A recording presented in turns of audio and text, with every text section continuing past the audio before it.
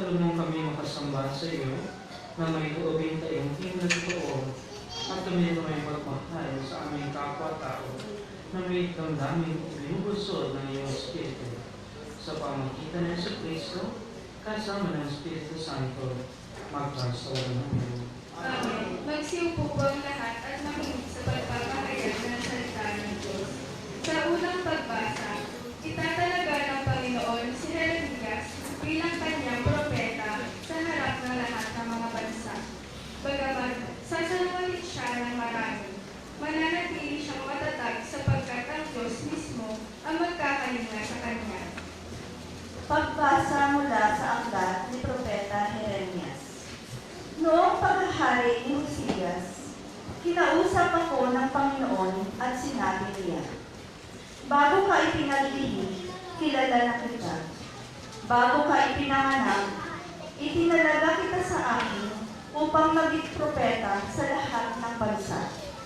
Magpakatapang ka, humayo ka, at sabihin mo sa kanila ang lahat ng inuutos ko. Huwag kang matatakot sa kanila ngayon. Pag hindi ka sumunod sa akin, lalo kang matatakot kung naroon ka na sa kalagitnaan nila. Pakinggan mo mabuti ito, Jeremias. Ang bawat isa sa lupain ito, ang hari ng mga Huda, ang mga pinuno, ang mga saserdote, at ang buong bayan ay sasalungat sa iyo. Ngunit gagawin kitang sintibay ng isang lungsod na nagliligid ng muog, sintatag ng haliging bakal o pader na tanso. Hindi ka nila matatalo sapagkat ako ang mag-iingat sa iyo. Ang Panginoon ang nagsasabi nito. Ang salita ng Diyos. Salamat sa Diyos. Patuloy kong isasaysay ang dulot mong kaligtasan. Patuloy kong isasaysay ang dulot mong kaligtasan. Sa iyo lang, Panginoon, lubos akong nananalig. Huwag mo akong pabayaang mapahiya at malupi. Tulungan mo ako ngayon, yamang ikaw ay matri. Ako sana ay sabipin, sa daing ko ay makinig. Patuloy kong isasaysay ang dulot mong kaligtasan. Ikaw nawa ang buong ko at ligtas na kakanlungan. Matatag na kuklihan ko at matibay na sanggalang. Sa lahat ng masasama, O Diyos, ako'y ipaglaban. Sa kuko ng mababagsik, huwag mo akong pabayaan. Patuloy kong isasaysay ang dulot mong kaligtasan. Panginoon, sa iyo ko inilagak ang pag-asa. Maliit pang bata ako, sa iyo'y katiwala na. Sa simula at mula pa, wala akong inasahang mag-iingat sa sarili, kundi tanging ikaw lamang. Kaya naman ikaw, poon, pupurihin araw-araw. Patuloy kong isasaysay ang dulot mong kaligtasan. Pagkat ikaw ay dakila, patuloy kong isasaysay. Maghapon kong ihahayag ang dulot mong kaligtasan. Sa pulpa sa pagkabata, ako'y iyong tinuruan. Hanggang ngayon sinasangkit ang gawa mong hinahangaan. Patuloy kong isasaysay ang dulot mong kaligtasan. Sa ikalawang pagbasa, isinasalaysay ni San Pablo ang kagandahan ng pag-ibig. Walang hanggan ng pag-ibig at sa lahat ng dililipas, ito ang pinakadakilat.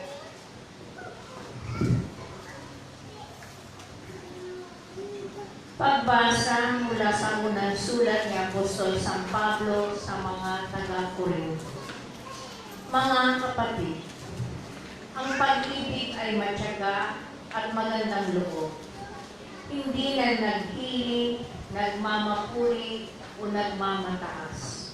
Hindi magaspang ang ugali, hindi makasarili, hindi magagalitin o mapagtanim sa kapwa. Hindi ito ikinatutuwa ang gawang masama, ngunit ikinagagalak ang katotohanan. Ang pag-ibig ay mapagbata, mapagtiwala, puno ng pag-asa at nagtataga hanggang wakas. Matapos ang kakayahang magpahayag ng salita ng Diyos, titigil ang kakayahang magsalita sa iba't ibang wika. Mawawalan ang kaalaman, ngunit ang pag-ibig ay walang katapusan.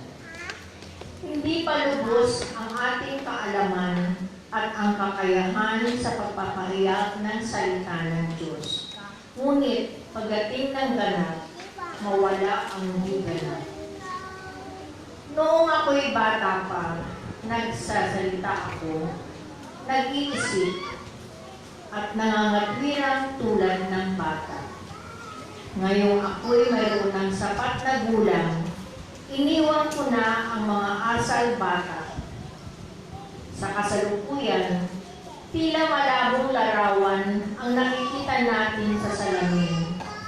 Ngunit, darating ang araw na makikita natin siya ng mukhaan. Bahagya lamang ang nalalaman ko ngayon, ngunit darating ang araw na malulubos ang kaalaman nito tulad ng pagkakilala sa akin ng Diyos.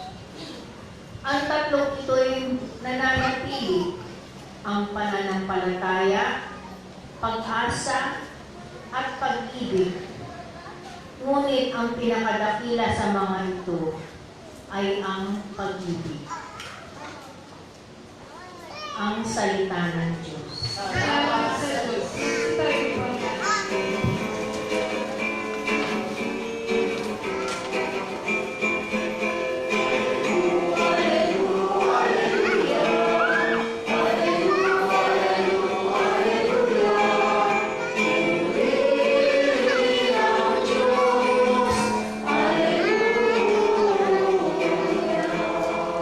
Ikaw, Kristo, ay sinugo upang sa dukhay magpuro, magpalaya sa bilanggo.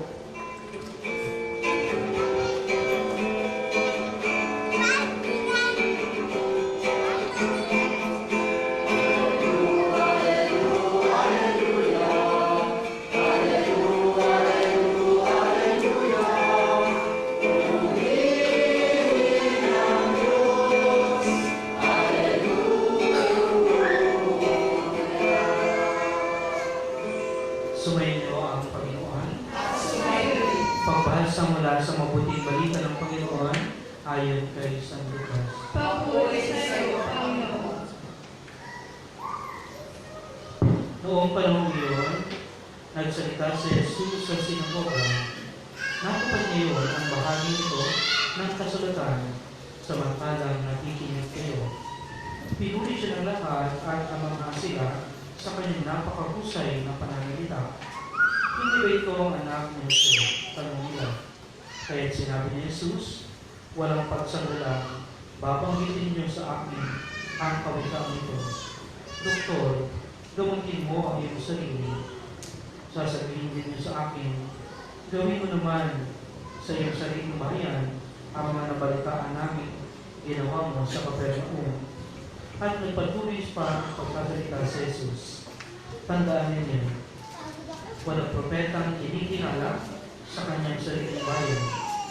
Ngunit sinasabi ko sa inyo, maraming babaeng balo sa Israel noong kapanahunan ni Elias na binubulan sa loob ng 3 taon kalahati at magkaroon ng matinding pagito sa buong lupain. Subalit hindi sa kanuman sa kanila pinupunta si Elias, kundi sa babaeng balo ng Sarepta sa lupain ng Sidon. Sa dinami ng mga ketugin sa Israel noong kapanahunan ni Eliseo, walang pinagaling isa man sa kanila. Sinaamang pang taga-Syria ang pinagaling. Galit na galit ang lahat ng nasa sinagoga nang marinig ito. Nagtindig sila at pinagtabuyan siyang palabas sa tulok ng burol na pinagpapayuan ng bayan upang ibulit sa Panginoon. Ngunit dumalo siya sa kalagitnaan nila at umalis. Mga kapatid, ang mabuting balita ng ating Panginoon. Pinupuri ka namin, Panginoong Jesucristo. Magsiupo po kayo.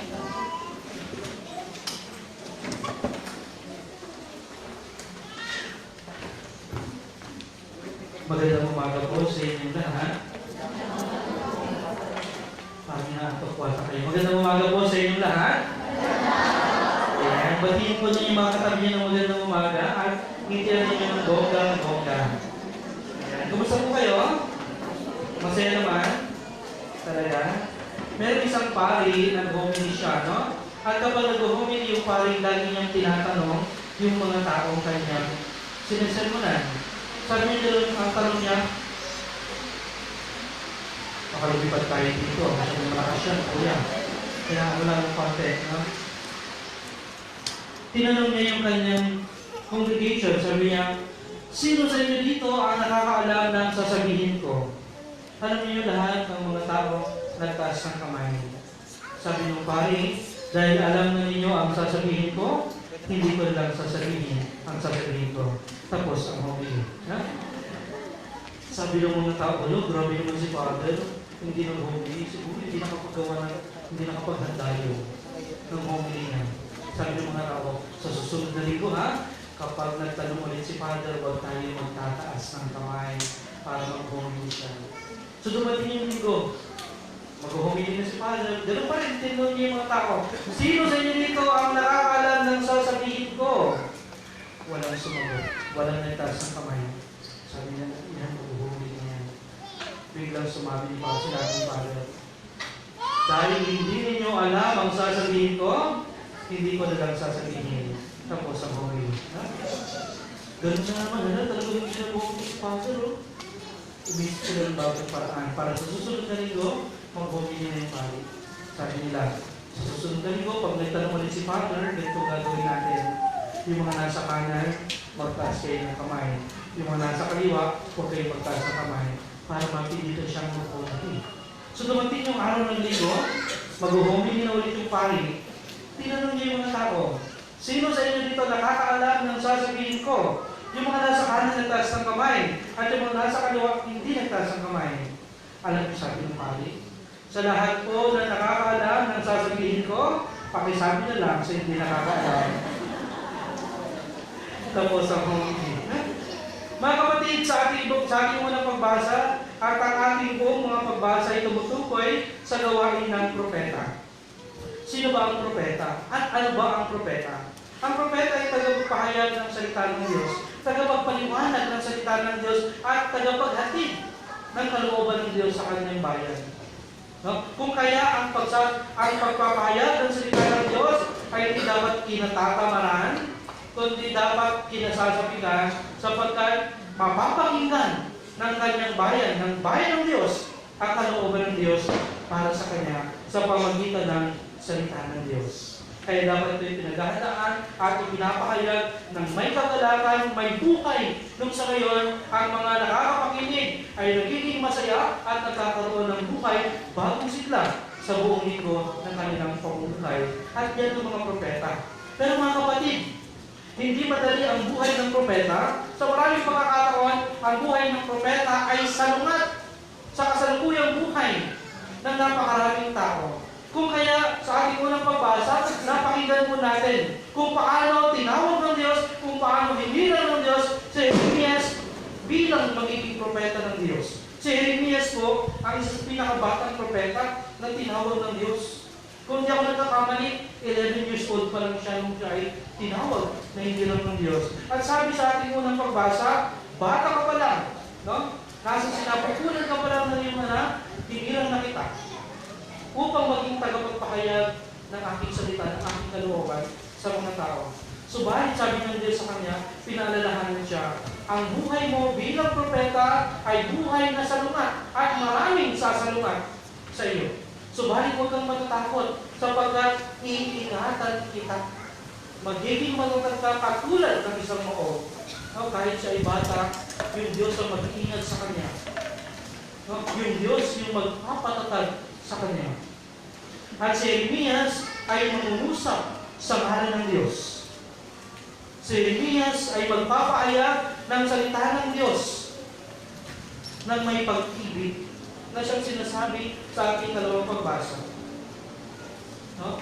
Mga kapatid, si Jeremias bilang propeta na hinilang ng Diyos at ang bawat propeta na hinilang ng Diyos nakatagapagsalita ng kanyang kalooban para sa kanyang bayan ay dapat nangungusap ng may pagmamahal. Sapagkat gaano man kaganda ang kanyang sinasabi, ang mga namumutawi sa kanyang bibig. Kung ito ay walang pagmamahal, sabi tila siya ay isang maingay. Nag-ingay lang. Gumagawa lang ng ingay, subalit walang kabuluhan dahil walang pag-ibig ang bawat salitang namumutawi sa kanyang bibig.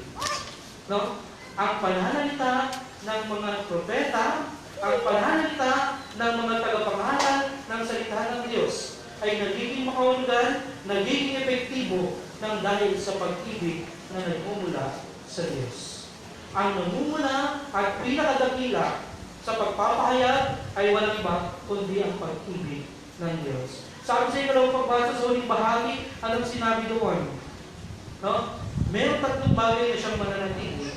Ang pag-asa, pananampalataya at pag-ibig. At ang pinakadakila sa lahat ay ang pag-ibig. Kung kaya sa buhay ng propeta, dapat ang pinakadakila at nananatili ay ang pag-ibig dahil ito ang kanyang pinapahayag. Pero ang propeta, mga kapatid, hindi lang ito nagpapahayag gamit ang kanyang mga bibig, gamit ang kanyang dila, kundi ang propeta ay nagpapahayag gamit ang kanyang buhay. Na siyang ipinakita sa ating unang pagbasa. Ipinahayag ng Diyos kung paano at anong uri ng propeta dapat mamuhay si Jeremias. Sa paano pamaraan? Buhay na taliwas sa buhay ng kanyang mga pagtituran. At marami ang tataliwas sa kanyang mga sasabihin. Marami ang sasalunat sa kanya. Sa madaling salita, siya ay propeta na makakaranas ng matinding pagsubok. Siya ay propeta na uusitin ng marami dahil sa kanyang pagpapahayag. Subalit may pangako ang Diyos. Sa bawat propeta, may pangako ang Diyos. Sa propeta ni Moses, sila ay iingatan ng Diyos. Paano niyang ingatan? Ingatan ng kanyang pag-ibig. Ingatan ng kanyang pagmamahal. Sapagkat ang pag-ibig ng Diyos laging nananatili. Sa ating Ebanghelyo, napakinggan po natin, si Kristo, kinikilala siyang dakilang propeta ng mga Israelita. Sa kanyang pangangaral ng may kapangyarihan, sa kanyang pangangaral ng mahusay, sa kanyang pagpapagaling, pagpapalayas ng demonyo, paghukay ng mga patay.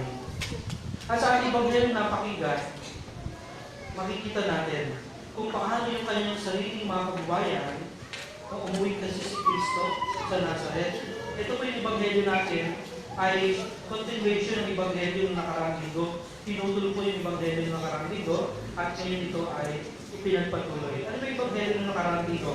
Sinabi ng nakarang linggo, si Kristo ay pumasok sa sinagoga at inyabot sa kanyang kasulatan ni Isaías at binasa niya sa napakaraming tao. At ang nakasulat doon sa libro ni Propeta Isaías, sabi doon, sumasa akin ang Espiritu ng Panginoon sapagkat ako'y hinirang niya upang ipangaral sa mga mahihirap, sa mga luka, ang mabuting balita. Sa mga bulag na sila ay makakakita. Sa mga sinisi na sila ay mabibigyan kaluwagan. Sa mga binanggo na sila ay makakalaya. Kung kaya, sa unang bahagi ng Ebanghelyo ng sinabi ng ating Panginoon Kristo, samantalang nakikinig kayo, ang bahagi ito ng kasulatan ay nagkaroon ng kaganapan. At yung kanyang mga kababayan ay namangha sa galing ng ating Panginoon Kristo. Ang galing niyang mangusap, ang galing niyang magpahayag, ang galing niyang magpaliwanag. Kaya yung kanyang mga kababayan ay proud na proud sa kanya. So, siguro sinasabi niya, kababayan ko yan, kalaro ko yan. Diba, kaibigan niya dati, kalaro ko dati yan. Diba? Kapit-bahay namin yan. Kaya umanga sila. Pero makikita natin, sa bandang huli ng Ebanghelyo, hanggang paghangan lang pala yung meron sila sa ating Panginoon si Kristo, meron silang kulang, yung pananampalataya. Umanga sila sa kanyang galing, pero wala silang pananampalataya kay Kristo. Anong sabi nila? Diba? Pagkatapos siya mag-usap, sabi niya, diba yan si Jesus, anak ni Jose? Kilala namin yan. Yung mga sumalungat agad sa kabila ng kanyang kagalingan ng usap, May sumaluman. Alam namin yan. Anak ni Maria, anak ng karpintero yan. Saan niya nakuha yung ganyang galing? Marami tayong nabalitaan sa kanya. Dapat gawin niya rin sa atin. Kung meron siyang ginagawang maganda, kung meron siyang ginagawang mabuti sa iba, dapat gawin din niya sa atin. At dapat tayo, yung higit na makinabang sa kanyang galing. Sapagkat tayo yung kanyang kababayan. Di mo maraming ganyan, no? Halimbawa na lang, no? Yung mga politiko, halimbawa yung presidente, nanalo siya. Tapos halimbawa yung presidente taga Sambales. Siyempre, papugal niya yung Sambales. Di ba? Yung kapitan, kapag nanalo yung kapitan, anong kanyang bibigyan? Di ba may kapitan na lang. No, yung mayor, kapag nanalo yung mayor, anong bibigyan niya ng importansya? Yung kanyang barangay. Di ba? Kasi taga doon siya. Pero sa ating Panginoon sa Kristo, hindi ganoon. Yung kanyang ginawa sa mga kanyang kababayan, doon pa nga siya hindi kumuha ng kababalaghan. Kung meron man, iilan lang. Bakit? Eh kasi wala silang pananampalataya sa Kanya. Anong sabi ng ating Panginoon sa Kristo? Walang propeta na kinikilala sa Kanyang sariling bayan. Ano pang gusto gawin sa kanyang mga kababayan? Nagalit sila kay Jesus sapagkat yung sinabi niya, yung dalawang halimbawa binigay niya. Ano yung dalawang halimbawa? Nung panahon, no? 3 taon at kalahati na walang takulan. Tagtuyot at maraming balo. Subalit hindi pinapunta ng Diyos si Elias sa mga taga-Israelita, kundi saan pinapunta? Doon pa sa babaeng balo ng taga-Sidon. Hindi nananampalataya. No, hindi. Para bang ang tingin ng tao, ang tingin ng mga Hudyo, mga hintil, hindi kumikilala sa Diyos. Pero doon pa pinapunta ng Diyos ang propeta. At yung pangalawang pagbabahagi niya, ano yun? Meron maraming kitongin sa Israelita, pero walang pinagaling sa Eliseo sa mga kitongin sa Israel. Sino yung pinagaling niya? Sina Aman na dayuhan taga-Syria. Anong pinapakita nito? Na nais maunawaan ng mga kababayan ni Kristo na ang kabutihan ng Diyos ay hindi lamang nakahimpil sa isang tao. Ang kabutihan ng Diyos ay hindi lamang para sa isang bayan, kundi ang kabutihan ng Diyos ay para sa lahat. Ang kailangan ay pananampalataya. Sapagkat sa pananampalataya, doon binibigay ng Diyos ang kanyang pagmamahal, ang kanyang kabutihan. Kaya walang ginawa ang ating Panginoon sa Kristo na maraming kababalaghan. Meron man, pero bilang lang. Kasi kinulang sila ng pananampalataya. Hindi nila kilala ang ating Panginoon. Gusto pa nga nila ipatayin si Kristo, ihulog sa bangin. Diba? Dahil sila yung nagalit. Hindi mo ginawa sa amin yung mga ginagawa mo sa iba. Kami ng mga kababayan mo. Kasi inangkin nila yung kabutihan ng Diyos. Gusto nila para sa kanila naman ang kabutihan ng Diyos. Di ba kung minsan ganyan din tayo, no? Gusto natin kapag may biyaya ng Diyos, akin lang, akin. Ganyan yung kaugalian natin kung minsan. Kapag may biyaya, gusto natin sa atin lang, at ayaw na natin ibahagi sa iba. Di po ba? Pero ang pahayag ng propeta, ang kabutihan ng Diyos ay para sa lahat. Ang pag-ibig ng Diyos ay para sa lahat. Walang tinatangi ang Diyos sa kanyang pagmamahal. Walang tinatangi ang Diyos sa kanyang kabutihan. Gusto niya lahat tayong mapabuti. Gusto niya lahat tayong mahalin. Kaya sino tayo para ang tingin ng pagmamahal ng Diyos? Ako lang ang mahal ng Diyos. Ako lang ang anak ng Diyos. Hindi ka anak ng Diyos. Kung para ka man, ampun ka lang. Mga kapatid, lahat tayo ay tunay na mga anak ng Diyos. At binabagian ng kanyang pagmamahal. Hindi po ba? Mga kapatid, nakita natin, si Kristo nangusap ng maganda bilang propeta. Alam yung ginawang mabuti at kaaya-aya sa bayan ng Israel. Pero ano ang ibinalik sa kanya ng kanyang mga kababayan at ng maraming tao? Diba? Imbis na makita ay mabuti, ano nakita sa kanya? No? Pinagbibintangan pa siya. Diba? Na siya ay inaalihan ng demonyo. Gumawa na nga ng mabuti, pangit pa rin ang nakita ng iba. Diba? Yan yung karanasan ng mga propeta. Nagdilikod nila sila sa Diyos, Pero kahit anong paglilingkod ang ginagawa nila, kahit anong magandang bagay ang ibinabahagi nila sa iba, lagi pa rin nakikita at nakikita ang kanilang kamalian, ang kanilang kahinaan, ang kanilang kakulangan. Kuminsan ganyan din po tayo. Di ba? Maraming tao sa buhay natin, pinakitaan na tayo ng maganda, pero ang nakikita pa rin natin yung pangit sa kanila. Yung mga mali sa kanila. Para bagang laging may kulang. Di po ba? Mga kapatid, bilang mga propeta, tayo tayo ng binyagan ay nakibahagi sa misyon ni Kristo bilang hari-hari at propeta.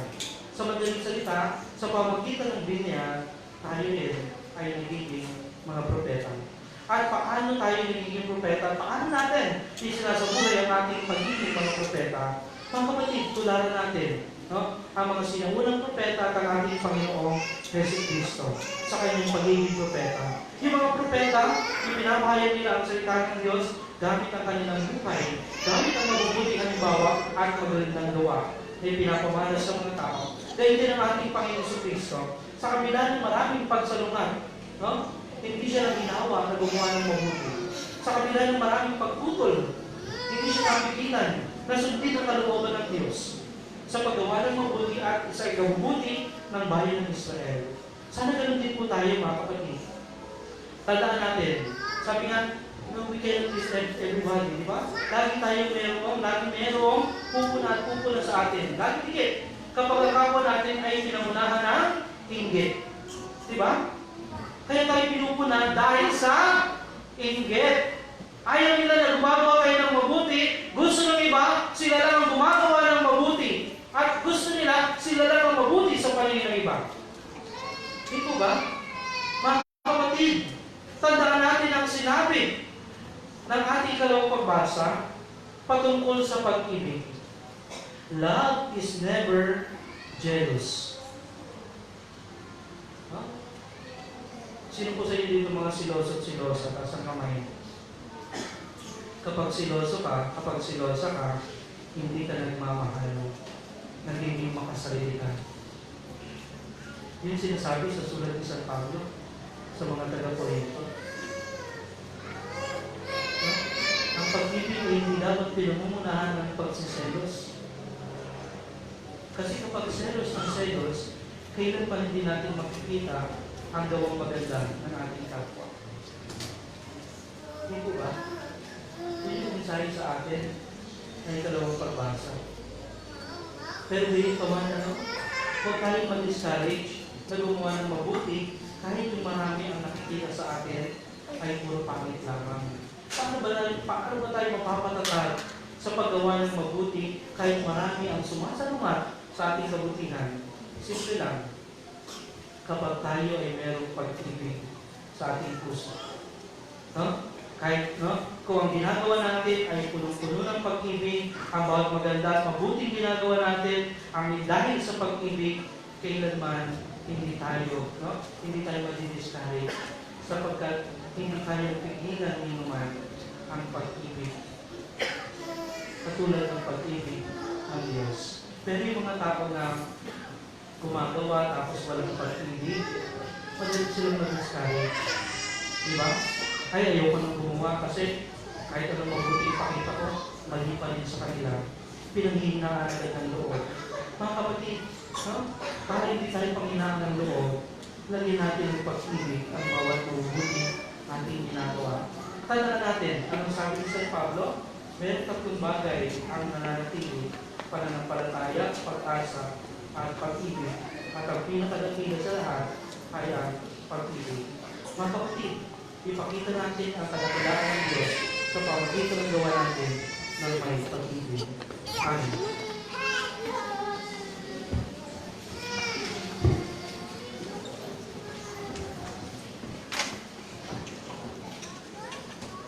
Sumasampalataya ako sa Diyos sa mga makapangyarihan sa lahat na may gawa ng langit at lupa. Sumasampalataya ako kay Jesucristo, iisang anak ng Diyos, Panginoon natin lahat.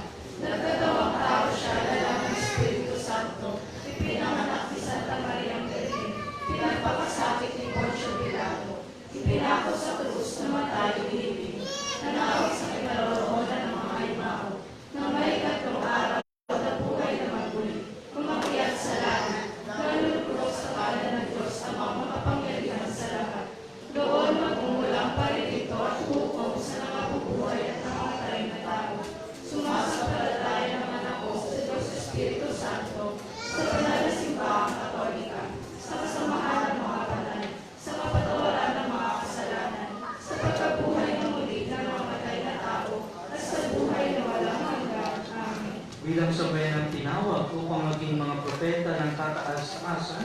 Lumapit tayo sa Ama at humingi ng lakas ng loob. Manalangin tayo, ang ating itutugon, Panginoon, hindi mo ang iyong bayan. Panginoon, hingin mo ang iyong bayan. Manatili na huwag tapat at walang takot sa pagpapahayag ng mabuting balita ang mga pinuno ng simbahan sa kabila ng mga pagsubok at mga hadlang. Manalangin tayo. Panginoon, hingin mo ang iyong bayan. Maging bukas nawa ang isip at puso ng mga pinuno sa pamahalaan sa makatao at makadiyos na mga mungkahi ng simbahan at taumbayan. Manalangin tayo. Panginoon, hingin mo ang iyong bayan. Manatiling nawang tapat sa kultura ng buhay ang bawat Kristiyano at itaguyod nawa nila ang bawat buhay sa ating bayan. Manalangin tayo. Panginoon, hingin mo ang iyong bayan. Ingatan nawa ng Panginoon ang mga mamamahayag at iba pang nasa larangan ng mass media at manatili nawa silang tapat sa katotohanan kanilang dapat ipahayag. Manalangin tayo. Panginoon, hingin mo ang iyong bayan. Para sa pasasalamat ni Mr. Ronald P. Casilla, Mrs. Ana Delrin M. Casilla, at sa family Contelera, manalangin tayo. Panginoon, hingin mo ang iyong bayan. Para sa kaluluwa ni Pelayo Rapara, Amelita Lagar, Daniel Agustin, Romeo de Perio Sr., Silvina de Perio, Fortunato de Perio, Gorgonia David, at Rasulo Pamisan, manalangin tayo. Panginoon, hingin mo ang iyong bayan. Mga kapatid, sa katahimikan ng ating mga puso, idalangin natin sa Panginoon ang ating mga pagsalit na kailangan.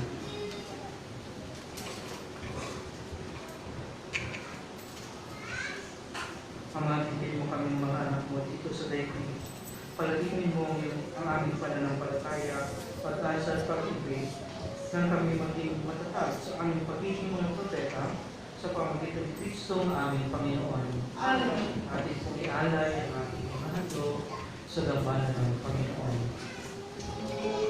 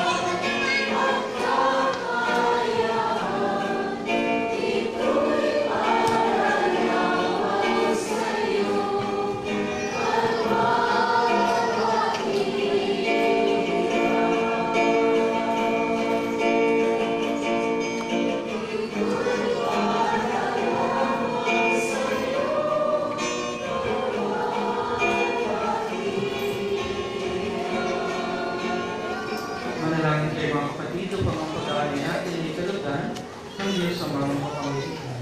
Ang ginawa ng Panginoon, ito pag-ahayin sa iyong mga kamay. Sa kapurihan niya at karapatan sa ating niya pakinabangan at sa buong sambayanan niyang banal. Ama namin lumikha, ang mga alay na lay aming inihahanda sa pagnaito ng iyong lumbana ay iyong tanggapin at gawanan ng pagpapala upang mapagsaluhan namin ang kaligtasan ng ginawa sa pamagitan ng Yesu Kristo kasama ng Espiritu Santo magpasawalang hanggan. Amen. Sumainyo ang Panginoon, At sumayo rin. itaas sa Diyos sa inyong puso at diwa. Tinaas na namin sa Panginoon. Pasalamatan natin ang Panginoon ating Diyos. Marapat na siya ay pasalamatan. Ama naming makapangyarihan, tunay ng marapat na ikaw ay aming pasalamatan. Ikaw ang lumikha sa kanan. Ikaw ang nagtakdang magkaroon ng gabi at araw, gayon din ang tag-init at tag-ulan. Ikaw ang humubog sa tao bilang iyong kawangis na mapagkakatiwalaang pangasiwa sa daigdig. Ikaw ngayon pinagpilingkuran sa pagganap sa pananagutan ng iyong pinagtitiwalaan sa pamagitan ng anak mong mahal. Kaya kaisa ng mga anghel na nagsisiawit ng pagpulig sa iyo nang walang humpay sa kalangitan. Kami nagugunig sa iyong kadakilaan.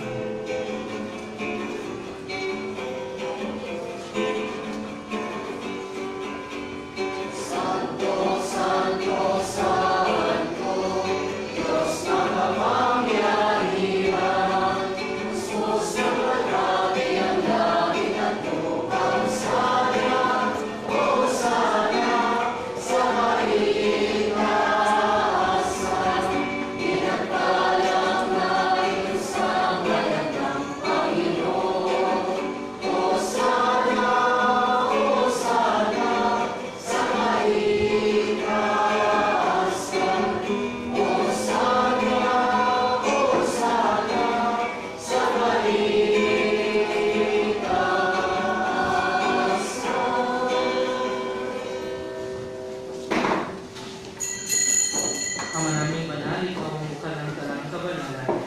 Kahit sa pamagitan ng iyong Espiritu, gawin mong banal ang mga kaloob na ito upang para sa amin maging katawan at dugo ng aming Panginoong Yesu Kristo.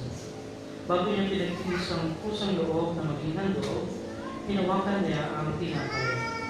Pinasalamatan kanya. Pinagtihan niya iyon. Inibot sa kanyang mga alagad at sinabi, "Tanggapin niyo lahat ito at kanin, ito ang aking katawan, na ihahandog para sa inyo."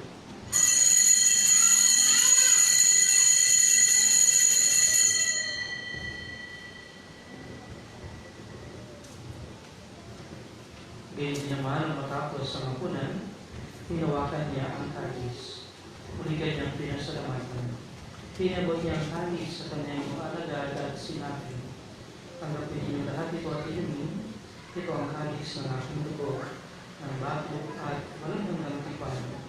Ang aking dugo na ibubukos para sa inyo, para sa lahat, sa ito pagpapatawad ng mga kasalanan. Gawin niyo ito sa pag-alala sa akin."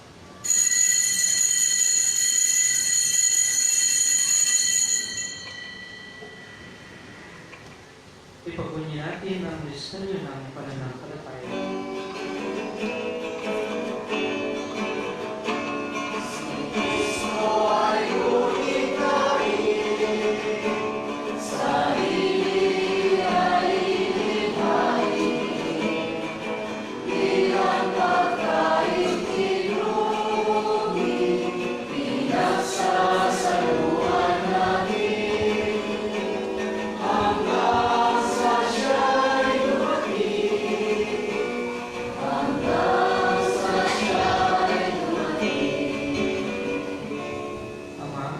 Ginagawa namin ngayon ang pag-alaga sa pagkamatay at tuloy pagkabuhay ng iyong anak.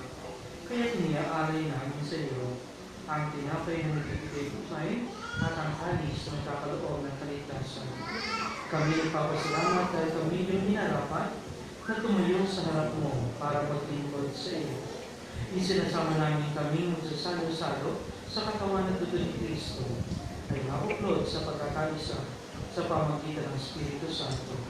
Ama, tingapin mo yung simbahang laganap sa buong daigdig. Puspusin kami sa pag-ibig kay San Francisco ang aming Papa, at ni Bartolome na aming Obispo, at ang Tanang Kapalian. Alalahanin mo rin ang mga kapatid namin nahiglay na may pag-asang sila ay muling mabubuhay, gayon din ang lahat ng mga pumanaw. Kaawaan mo sila at patuloyin sa iyong kaliwanagan. Kaawaan mo at pagtinapatin kami lahat na makasalo sa iyong buhay na walang wakas. Kaysa ng mahalaga na Maria na ina ng Diyos, si San Jose na kanyang kabiyak na puso, kaysa ng mga apostol at ng lahat ng mga banal na namuhay dito sa daigdig ng kalulugan sa iyo, ay pagdiwagawa namin ang pagpupuri sa ikararangan mo sa pamamagitan ng liwanag na aming Panginoon na Jesucristo. Sa pamamagitan ni Kristo, kasama niya at sa Kanya, ang lahat ng parangal at papuri ay sa iyo, Diyos sa mga kapangyarihan, kasama ng Espiritu Santo, magpahal sa walang hanggan.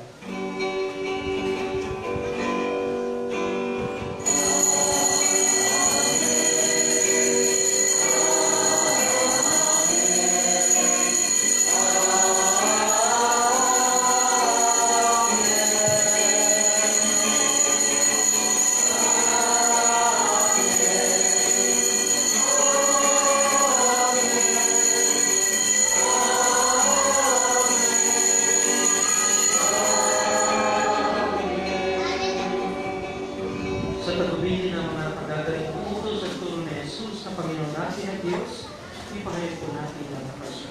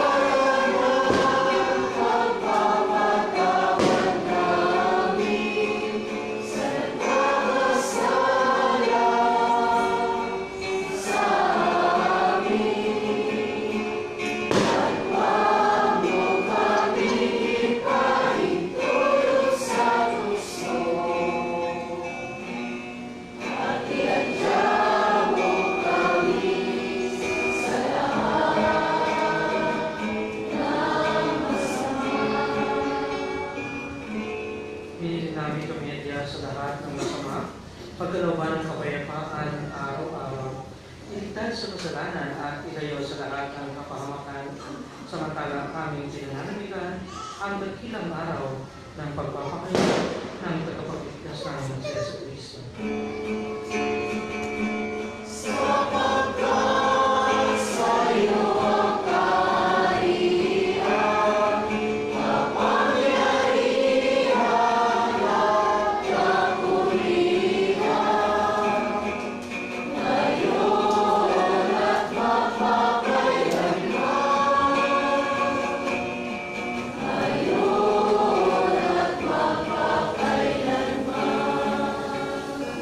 Panginoon Jesucristo, sinabi mo sa iyong mga apostol, kapayapaan ang iniiwan ko sa inyo, ang aking kapayapaan ang inibigay ko sa inyo. Tumayan mo ang aming pananampalataya at huwag ang aming mga pagkakasala.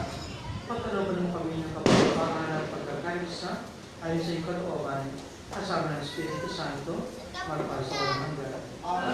Ang kapayapaan ng Panginoon ay laging sumainyo. Magbigayin po tayo ng kapayapaan sa isa't isa.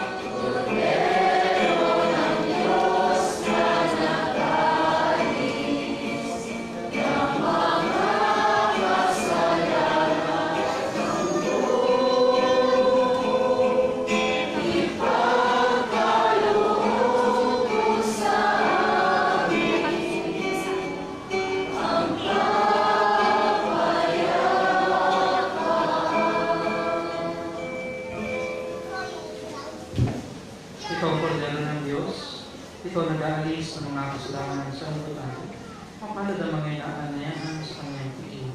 Panginoon, hindi ako makakapatawad ng patuloy sa iyo, ngunit sa isang salita mo lamang ay gagaling na ako.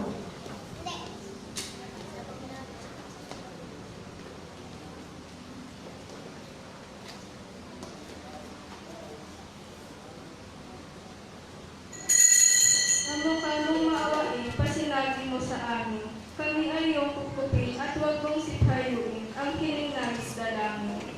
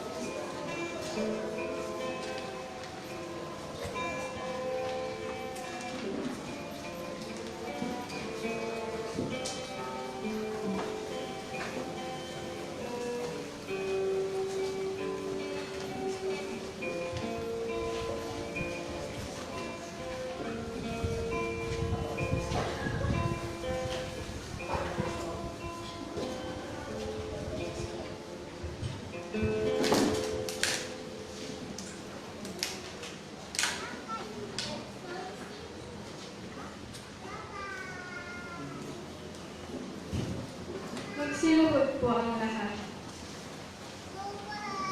Prayer for the 29th year of the youth. God our Father, we come together as church, the body of Christ, and through your Holy Spirit, we pray for our young people in this year of the youth.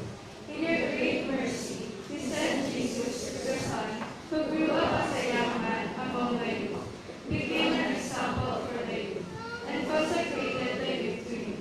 Hear our young people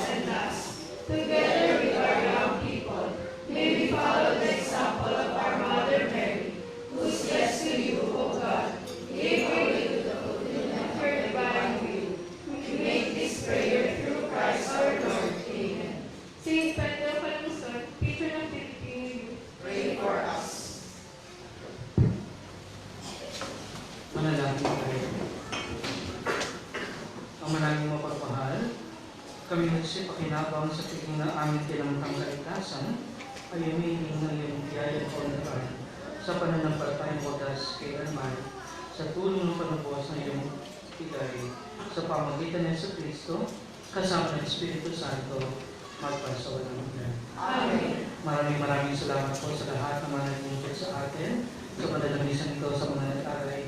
Maraming salamat po sa inyo at lalo tigit sa inyo ng mga nagsimba. Maraming salamat po sa inyong presensya. Palakpakan po natin ang mga. Sumayin niyo ang Panginoon. Magsipo kayo habang iginagawad ang pagkakaswas. Ang maraming mapagmahal, pagpalain mo ng mga kaloob na makalangit ang iyong sambayanan at pamagiging mo sumusunod sila sa iyong kalooban sa pamagitan ng sa Kristo, kasama ng Espiritu Santo, magpas sa walang hanggan. At pagpalain po kayong lahat ng makapangyarihang Diyos ng Ama at ng Anak at ng Espiritu Santo. Sa ating banal na misa, kumain kayong taglay ang pag-ibig at kapayapaan ng Kristo. Salamat sa Diyos.